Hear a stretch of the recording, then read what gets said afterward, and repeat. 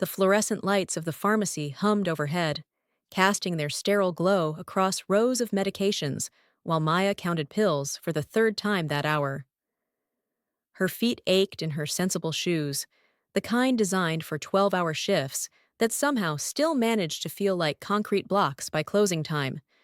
She'd been working doubles for 6 weeks straight, ever since the chain had cut staff again, and the exhaustion had settled into her bones so deeply she'd almost forgotten what it felt like to not be tired. She pressed her fingertips against her temples, willing away the headache that had been building since noon, and glanced at the clock. 2 more hours. She could make it 2 more hours. The bell above the door chimed, and Maya looked up from her counting to see a man entering the pharmacy. Tall, dressed in a suit that probably cost more than her monthly rent, moving with the kind of confidence that suggested he'd never had to wait for anything in his life. His dark hair was perfectly styled, his jaw sharp enough to cut glass, and when his eyes swept the pharmacy, they held an intensity that made something in Maya's stomach tighten with instinctive wariness. She'd worked in this neighborhood long enough to recognize the type. Money, power, the kind of man who expected the world to bend to his will. Behind him, 2 other men followed, not as well-dressed, but just as imposing, their eyes constantly scanning the space with the practiced vigilance of bodyguards. Maya's hands stilled on the pill bottle she'd been holding. In 5 years working at this pharmacy, she'd seen plenty of wealthy customers, plenty of entitled people who treated pharmacy staff like servants. But something about this man felt different, dangerous. He approached the counter with measured steps, and Maya became acutely aware that she was the only pharmacist on duty. Rosa, the tech, had gone on break 10 minutes ago. The other customers in the waiting area, an elderly woman with a walker, a young mother with a fussy toddler, seemed to shrink back slightly as the man passed. "Good evening," he said, his voice low and smooth, carrying an accent she couldn't quite place. He reached into his jacket, slowly, as if aware that quick movements might be alarming, and produced a prescription paper, sliding it across the counter toward her. "I need this filled." Maya took the paper, her professional mask firmly in place despite the nervous flutter in her chest. She'd learned long ago not to show fear or discomfort, no matter who stood on the other side of the counter. Pharmacists were supposed to be neutral, clinical, professional. The prescription was for oxycodone, high dose, 30-day supply, written by a pain management specialist whose name she recognized, Dr. Chen, legitimate, practicing on the other side of the city.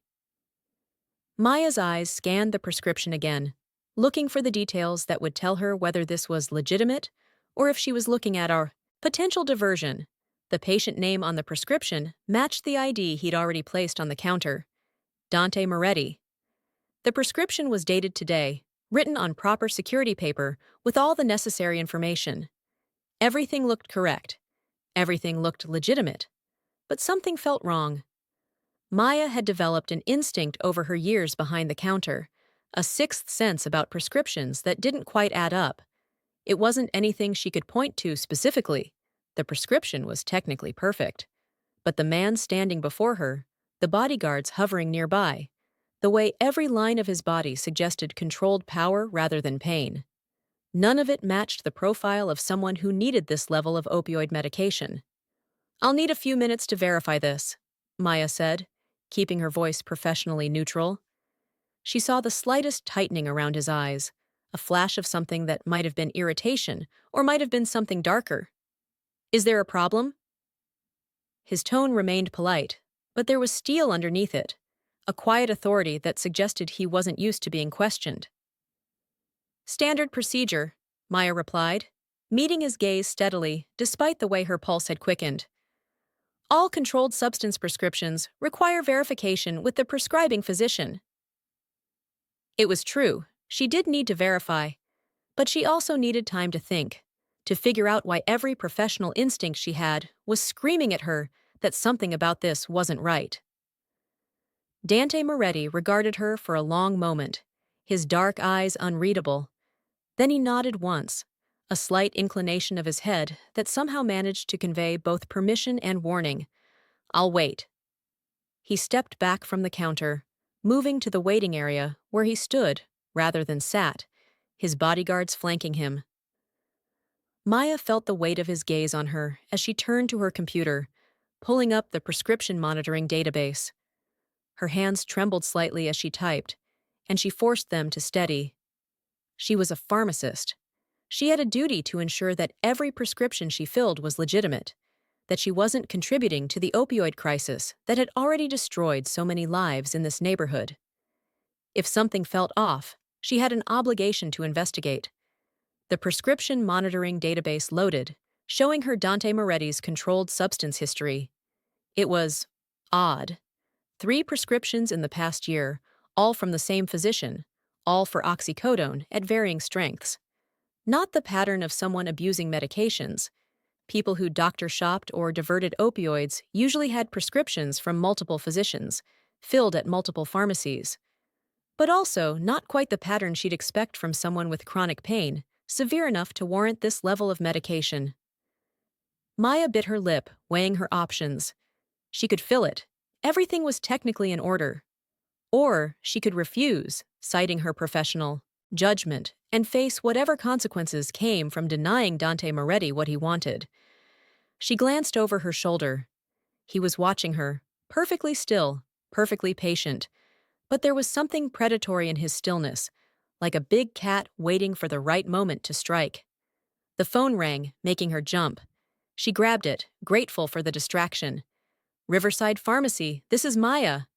"Hey, it's Rosa. I'm running late from break. My sister called and—" "It's fine," Maya cut her off, keeping her voice low. "Take your time." She needed Rosa away right now, needed to handle this without anyone else getting involved in whatever situation she'd just found herself in. She hung up and pulled up Dr. Chen's contact information. Her hand hovered over the phone. If she called to verify, the doctor's office would be closed by now. It was past 6. She'd get an answering service, maybe an on-call physician, who wouldn't have direct access to patient records. Verification would have to wait until morning, which meant she had to make a decision based on her own judgment. Maya turned back to her computer, staring at the prescription information on the screen. In pharmacy school, they'd trained her for moments like this. They'd taught her about red flags, about professional discretion, about the importance of trusting her instincts. They'd also taught her that pharmacists had the right, and the responsibility, to refuse to fill any prescription they felt might be fraudulent or inappropriate. But they hadn't taught her what to do when refusing might put her in danger. She could feel Dante Moretti's presence like a physical weight, could sense his patience beginning to thin. The elderly woman with the walker had already collected her prescription and left. The young mother was trying to keep her toddler quiet, clearly uncomfortable with the tension in the air. Maya took a breath and made her decision. She walked back to the counter, the prescription paper in her hand, and met Dante Moretti's eyes directly. "I can't fill this prescription tonight." The temperature in the pharmacy seemed to drop 10 degrees. His expression didn't change. He was too controlled for that. But something shifted in his gaze, a dark promise that made Maya's breath catch. "And why is that?" His voice remained calm, almost conversational, which somehow made it more threatening than if he'd shouted. "I need to verify it with the prescribing physician, and the office is closed." Maya kept her voice steady, professional. "You can come back tomorrow after 11, and I'll have it ready for you then." "Tomorrow." He said the word like he was tasting something bitter. "I need it tonight." "I understand, but—" "No," he interrupted softly, stepping closer to the counter. Not threatening, exactly, but closing the distance between them in a way that made Maya acutely aware of how isolated she was, how vulnerable. "I don't think you do understand." One of his bodyguards shifted position, and Maya saw her hand move toward the silent alarm button under the counter. All she had to do was press it, and the police would be notified. But something stopped her. Maybe the certainty that pressing that button would escalate this situation into something dangerous, Or maybe the strange curiosity blooming beneath her fear about what this man would say next. Dante leaned against the counter, his posture deceptively casual. That prescription is legitimate. The physician who wrote it is legitimate. The pain I need it for is very, very real. He paused, and Maya saw something flicker across his face. Something that looked almost like vulnerability before his mask snapped back into place. I have stage 4 pancreatic cancer. The pain management specialist wrote that prescription because without it, I won't sleep tonight. Without it, I won't be able to think clearly enough to conduct the business I need to conduct tomorrow. Without it, I will spend the next 12 hours in agony. Maya felt the ground shift beneath her feet. Of all the explanations she'd been expecting, addiction, diversion, abuse, terminal illness hadn't been on her list.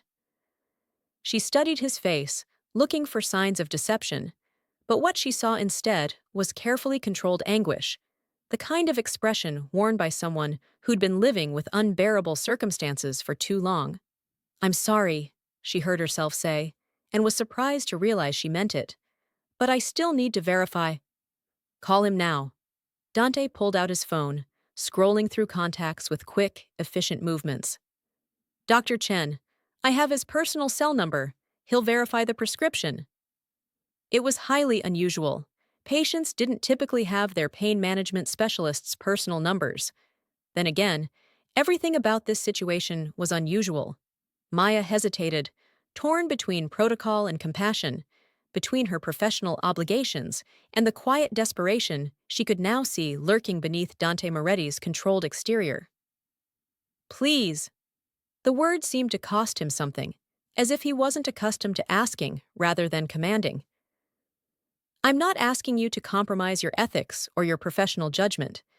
I'm asking you to verify what I'm telling you is true, and then fill a legitimate prescription for a dying man. The young mother with the toddler hurried past them toward the exit, clearly wanting no part of whatever was happening at the pharmacy counter. Maya barely noticed, her attention fixed on the man before her, on the strange moment of brutal honesty hanging between them. She'd never seen a drug seeker who admitted to terminal illness. She'd never seen someone with his kind of power, because she could sense it radiating from him like heat, the absolute certainty of someone used to controlling everything around him. Reduce himself to begging a pharmacist in a chain store. Give me his number, Maya said finally. I'll call. Dante Moretti's expression didn't change, but something in his eyes softened, almost imperceptibly, as he recited the phone number. Maya wrote it down on a prescription pad, her professional training warring with the unexpected sympathy blooming in her chest. Terminal cancer. She'd filled prescriptions for enough oncology patients to know what that diagnosis meant, what kind of suffering required this level of pain management. She picked up the pharmacy phone and dialed, acutely aware that Dante was watching her every movement. The phone rang once, twice, 3 times, before a man's voice answered. Dr. Chen. Dr. Chen, this is Maya Rodriguez from Riverside Pharmacy. I apologize for calling you after hours, but I have a patient here with a prescription that requires verification. Dante Moretti? There was a pause, and then the doctor's voice warmed slightly. Ah, yes. Mr. Moretti, what do you need to know? The prescription is for oxycodone, 30 milligrams, 4 times daily for 30 days. I just need to confirm that you wrote this today and that it's a legitimate prescription. I did write it this morning during Mr. Moretti's appointment, Dr. Chen confirmed. The dosage is appropriate for his condition. He has pancreatic cancer, stage 4, unfortunately, and requires aggressive pain management. Is there a problem with the prescription? Maya glanced at Dante, who stood perfectly still, his face carefully neutral. No problem, she said. I just needed to verify. Thank you, Dr. Chen. Ms. Rodriguez, the doctor said before she could hang up, his voice dropping slightly. Please make sure that prescription gets filled tonight. Mr. Moretti's pain levels are significant. He needs that medication. I understand. Thank you. Maya ended the call and set the phone down, feeling the weight of Dante's gaze on her.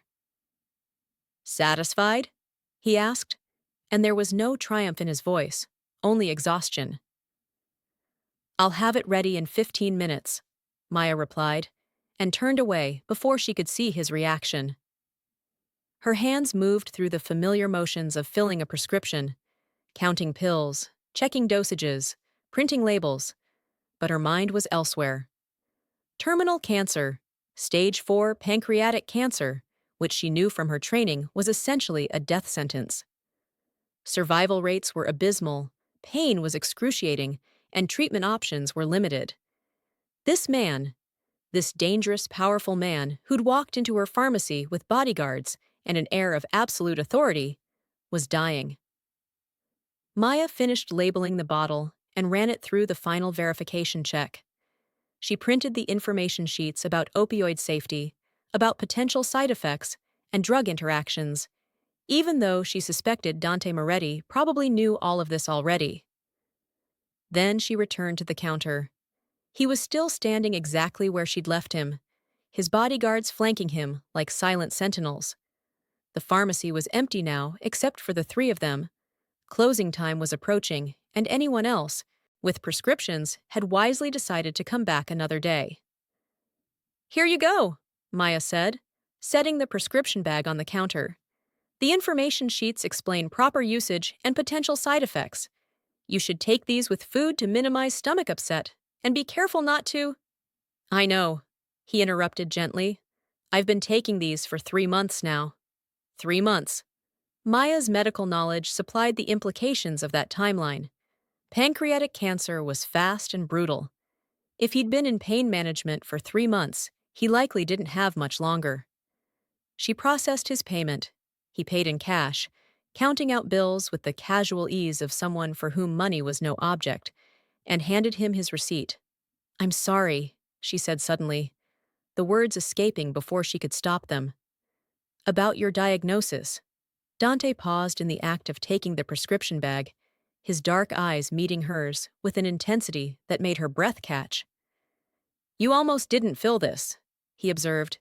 "Even after the prescription was verified as legitimate, even after I told you I had cancer, you were still considering refusing." It wasn't a question, but Maya nodded anyway. "I was. Something felt off, and I've learned to trust my instincts." "Smart," he said, surprising her.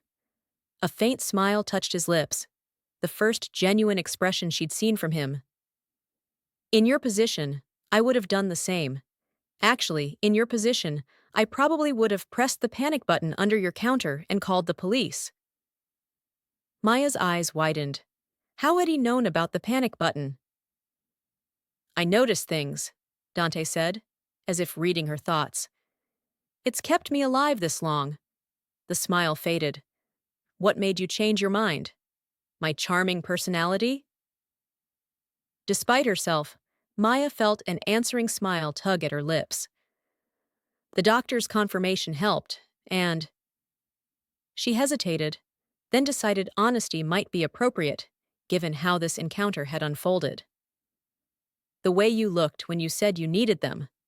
I see a lot of people trying to manipulate me for pain medication. You didn't look like you were trying to manipulate. You looked like you were trying not to fall apart." Something flickered in his expression. Surprise, maybe, or vulnerability, quickly suppressed. "Perceptive," he murmured. "And dangerous, that kind of perception. It makes you notice things you might be safer not seeing." Before Maya could respond, one of his bodyguards stepped forward and whispered something in Dante's ear. He nodded slightly, then returned his attention to Maya. "I should go. Thank you for filling the prescription, Ms. Rodriguez." He glanced at her name tag. "And for your honesty." He turned to leave, his bodyguards moving with him in synchronized precision. Maya watched them go, an inexplicable sense of incompleteness settling over her. She should have been relieved to see them leave, relieved that the tense situation had resolved without incident. Instead, she felt strangely hollow. The door had almost closed behind them when Dante paused and looked back. "You work here every night?" The question should have felt threatening, but somehow it didn't. Maya nodded. Tuesday through Saturday, 2 to 10. He seemed to consider this information, filing it away for reasons she couldn't begin to guess. Then he was gone, the door swinging shut behind him, leaving Maya alone in the fluorescent brightness of the pharmacy. She stood at the counter for a long moment, staring at the space where he'd been, trying to make sense of what had just happened. Then Rosa burst through the employee door, breathless and apologetic. "I'm so sorry. My sister's car broke down and I had to—" She stopped, taking in Maya's expression. "What happened? You look like you've seen a ghost." "Nothing," Maya said automatically. "Just a difficult customer."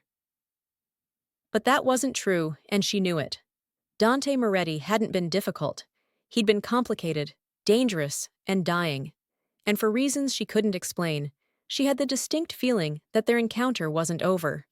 The next week passed in its usual blur of prescriptions, insurance rejections, and customer complaints.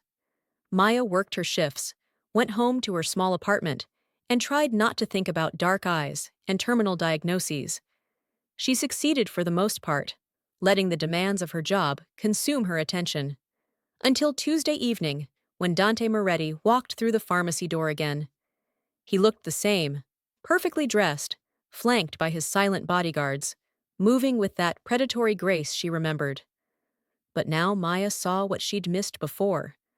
The slight tension around his eyes that spoke of constant pain. The careful way he held himself, as if any sudden movement might trigger agony. The subtle pallor beneath his tan that suggested someone fighting a losing battle with their own body.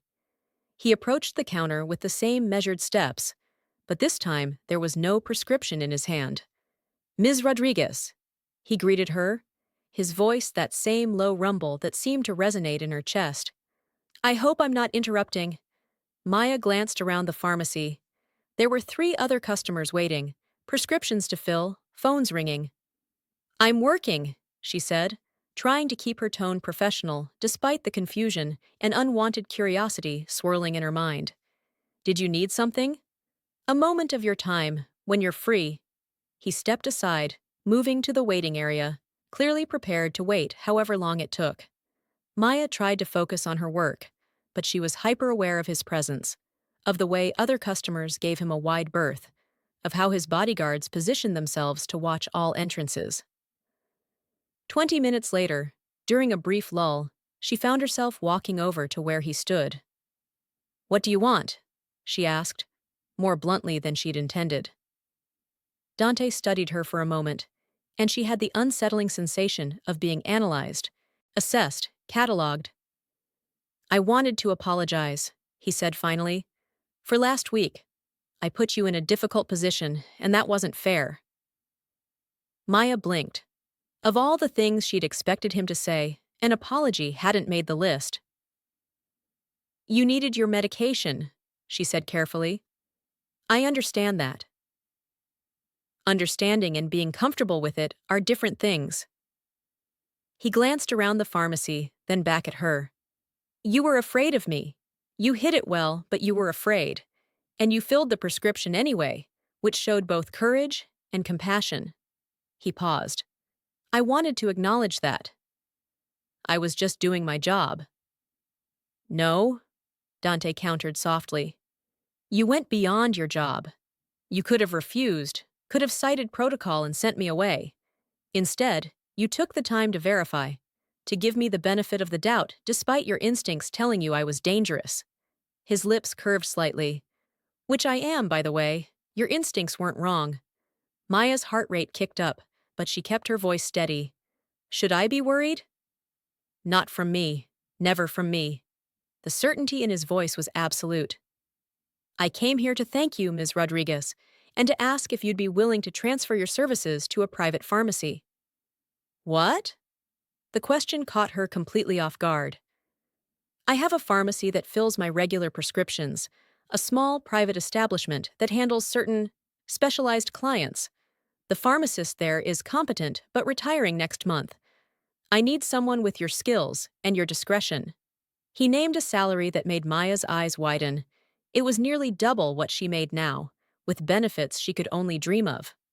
I don't understand, Maya said slowly. You don't even know me.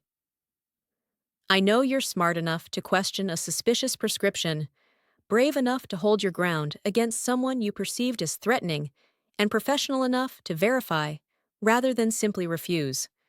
I know you work doubles, despite obvious exhaustion, because you need the money. And I know that someone with your talents is wasted in a chain pharmacy filling prescriptions for ungrateful customers who treat you like a vending machine. Every word was true, and Maya hated that he'd seen through her so easily. I can't, she said, even as part of her whispered that she was insane to turn down that much money. I don't know you, I don't know your business, and You don't trust me, Dante finished. That's wise. But consider this, Ms. Rodriguez. I'm dying. Whatever empire I've built, whatever business I'm involved in, it ends when I do. I need to ensure that during my remaining time, the people who depend on me are taken care of. That includes finding a qualified pharmacist who can handle complex medication regimens and maintain absolute discretion. He pulled a card from his pocket and set it on the pharmacy counter. Think about it. The offer stands for 30 days. He turned to leave, then paused, looking back at her with an expression she couldn't read. And Maya? Start calling me Dante. We're going to be seeing more of each other. Maya stood frozen at the counter, staring at the business card with its embossed lettering. Just a name and a phone number, nothing else. Around her, the pharmacy hummed with its usual evening chaos, but she barely registered the noise. A private pharmacy, specialized clients, absolute discretion.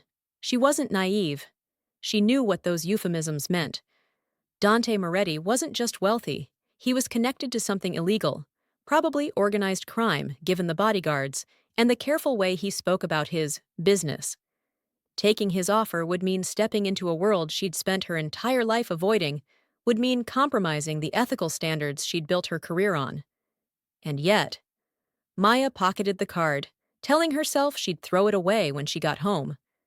She didn't. It sat on her kitchen counter for 3 days, a silent temptation she refused to acknowledge. Double her current salary. Benefits. No more 12-hour shifts in a fluorescent prison. No more insurance companies denying medications patients desperately needed. No more corporate policies that prioritized profit over patient care. But at what cost? On Friday evening, Dante walked into the pharmacy again. This time, he did have a prescription for anti-nausea medication, something to combat the side effects of chemotherapy. Maya filled it without comment, hyper-aware of his gaze on her as she worked. You kept the card, he observed, when she handed him the medication. Not a question. A statement of fact. That doesn't mean I'm considering your offer. Doesn't mean you're not. He accepted the prescription bag, his fingers brushing hers briefly. The contact sent an unexpected jolt through her system, something that felt dangerous and electric. Have dinner with me. Maya nearly dropped the prescription bottle she'd been reaching for. What? Dinner, Dante repeated calmly. Tomorrow night. There's a restaurant I own. Excellent Italian food. Private room, no pressure. Let me explain the position properly, answer your questions, and if you still want to walk away afterward, you'll never hear from me again. I don't think that's appropriate. Why not? You have questions. I have answers. We both need to eat. His expression remained neutral, but she caught a glimmer of humor in his dark eyes. I promise my pasta carbonara won't kill you.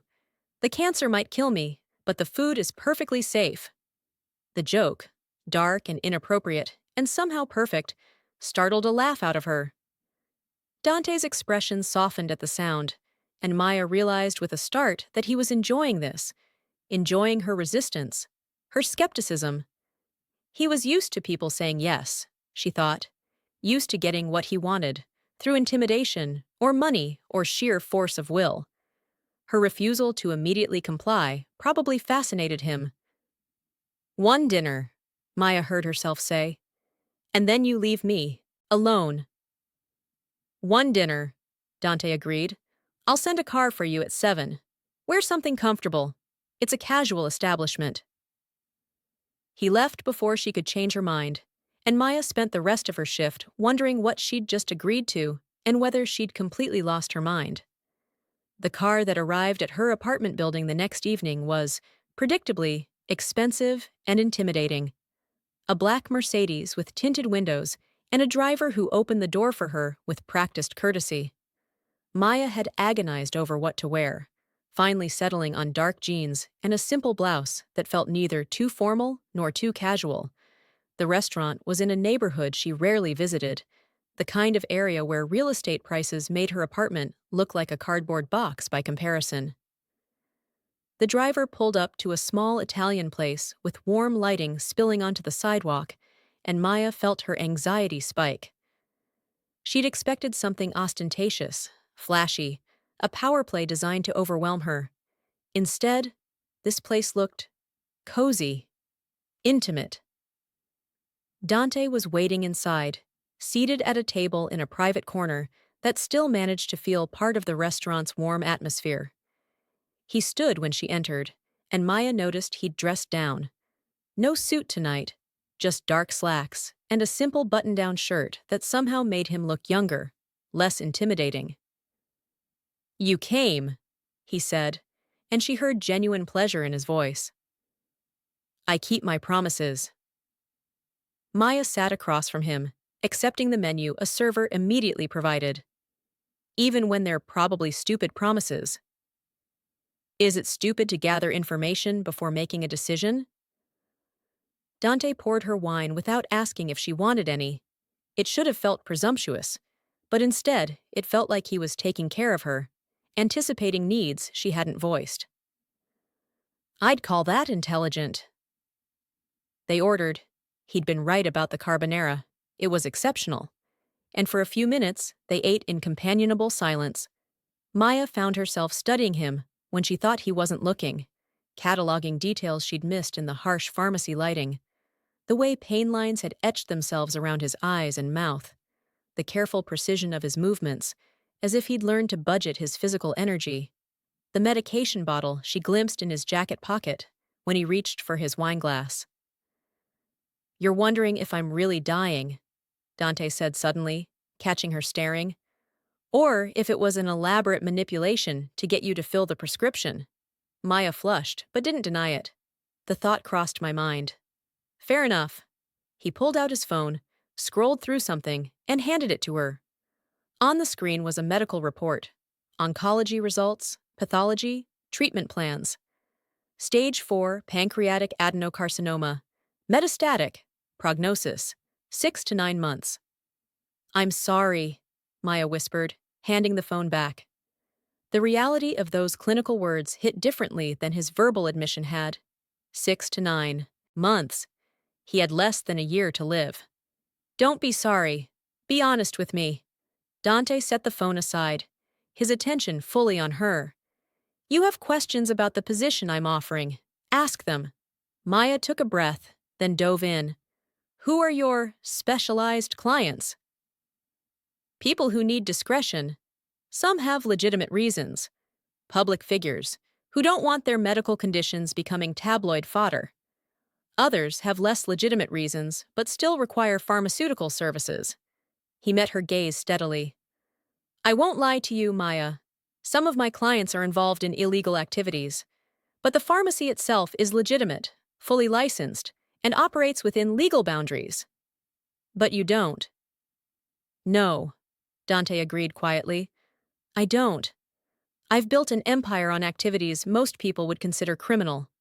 I've hurt people who threatened what's mine, made decisions that keep me awake at night, and accumulated wealth through means that wouldn't stand up to IRS scrutiny." He leaned forward slightly. "But I've also protected people who had nowhere else to turn, provided services in communities where legitimate businesses won't operate, and maintained a code of ethics that matters to me, even if it doesn't align with societal laws." That's not exactly a reassuring pitch. "It's an honest one." Dante's smile was wry. "I could lie to you, paint myself as some kind of Robin Hood figure redistributing wealth. But you're too smart for that, and I respect you too much to insult your intelligence. Yes, I'm a criminal. Yes, working for me means existing in moral gray areas.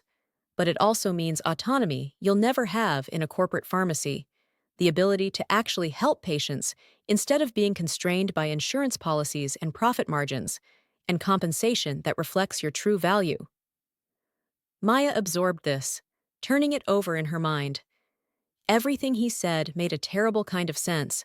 She'd spent 5 years watching insurance companies deny necessary medications, seeing patients ration life-saving drugs because they couldn't afford copays, filling prescriptions she knew were inappropriate because doctors were being paid to prescribe them.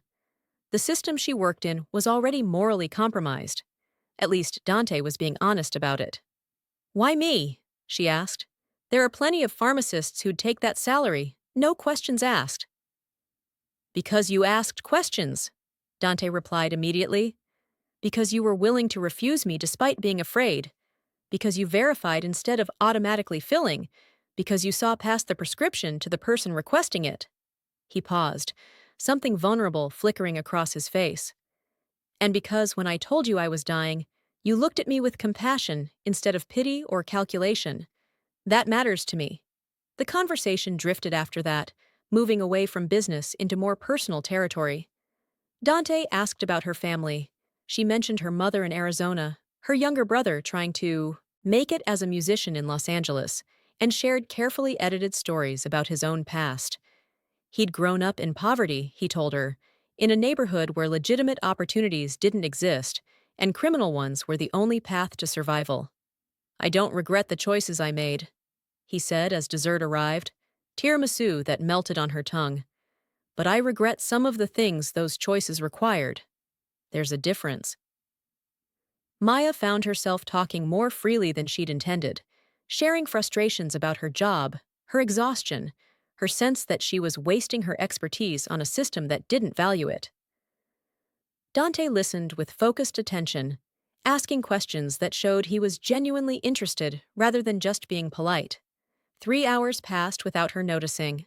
The restaurant had emptied around them, and Maya realized with a start that it was past 10 o'clock. "I should go," she said reluctantly. "I have an early shift tomorrow." Dante signaled for the check, then looked at her seriously. "I meant what I said about leaving you alone if you want.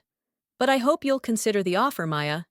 Not because I need a pharmacist, I can find someone to fill that role, but because I think you'd thrive in an environment where your judgment is trusted and your expertise is respected." The car was waiting outside to take her home. As Maya slid into the back seat, Dante leaned down to speak through the open window. "One more thing," he said quietly. "When I said people who work for me are taken care of, I meant it. The pharmacy has a protection detail. You'd never have to worry about being robbed or threatened. Your safety would be guaranteed." "By the same people who make you dangerous?" Maya asked. "Exactly." His smile was sharp-edged. "Sometimes the best protection comes from the most dangerous sources." The car pulled away, and Maya watched Dante's figure recede in the side mirror until he disappeared into the shadows. Her phone buzzed, a text from an unknown number. "Thank you for dinner. The offer stands for 29 more days." D. Maya stared at the message, her thumb hovering over the delete button. Then she saved the contact instead, telling herself it meant nothing, knowing it meant everything. The next week was torture. Every shift at the pharmacy felt like sandpaper against her nerves, every insurance denial and corporate policy making her want to scream. She caught herself pulling out Dante's card at random moments, tracing the embossed letters, imagining what it would be like to work somewhere she was valued instead of just tolerated. When Dante walked into the pharmacy on Tuesday evening, Maya wasn't surprised. She'd been expecting him, had felt his presence before she even looked up and saw him approaching the counter. "I have a question," he said without preamble. "If money and ethics weren't factors, if you could create your ideal pharmacy practice, what would it look like?" The question caught her off guard, and she found herself answering honestly. "I'd want to actually know my patients, to have time to counsel them properly, to catch drug interactions, to help them manage complex medication regimens. I'd want to work with doctors as colleagues instead of adversaries. I'd want to be able to say no to prescriptions I think are inappropriate without worrying about corporate complaints. I'd want to feel like I was helping people instead of just processing transactions. That's the position I'm offering you, Dante said simply. 20 regular clients, all of whom need complex pharmaceutical management, plenty of time to do the job right, direct line to their physicians, and complete authority to refuse any prescription you think is medically inappropriate, regardless of who's requesting it. Even if it's you? Especially if it's me. His expression was deadly serious. I need someone who'll tell me the truth, Maya. Someone who'll put medical judgment above pleasing me. My previous pharmacist was competent, but too willing to fill anything I requested. I can't afford that anymore. Not with the medications I'm on. Not with the limited time I have left. Maya felt something shift inside her chest, a loosening of the resistance she'd been clinging to. You're hiring me to tell you no. I'm hiring you to keep me alive as long as possible, Dante corrected, which sometimes means telling me no, yes, but it also means helping me maintain quality of life during whatever time I have remaining. It means managing my pain without letting medication fog my judgment. It means being honest about prognosis and realistic about treatment options. He paused. It means being my pharmacist, yes, but also being someone I can trust to care about keeping me alive instead of just following orders. That's a lot of responsibility. You can handle it. His confidence in her was absolute, unwavering. So what do you say, Maya? Will you take the position? She should have said no. Every logical, rational, self-preserving instinct she possessed was screaming at her to walk away, to stay in her safe, predictable, soul-crushing corporate job. But as she looked at Dante Moretti, this dangerous, dying man who saw her value when no one else did, Maya found herself saying the words that would change everything. Yes, I'll take it.